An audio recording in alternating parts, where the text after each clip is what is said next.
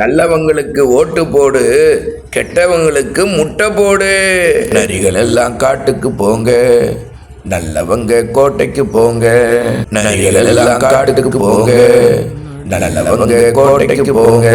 நம்பிரான் மூர்த்தி நாயனார போலவங்க முதலமைச்சராகணும். கல்வி மருத்துவம் எல்லாருக்கும் சமமா கிடைக்கணும். உயிரா நேசிக்கணும் மக்களை எல்லாம். அவன்தான் அமைச்சராகி நாட்டை ஆளணும். 100% ஓட்டு பதிவாகணும். ஓட்டு போடாதவன இந்த நாட்டை விட்டு நாடு கடத்தணும்.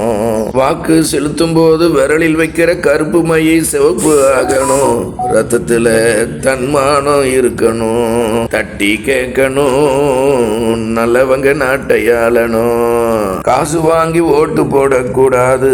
அப்படி போட்டு ஜெயிச்சு போறவன் செய்யற பாவம் எல்லாம் நமக்கு வந்து சேருண்டா. அதனால துன்பம் விளையுண்டா. தம்பி, அண்ணன் சொல்லுறத கேளுடா.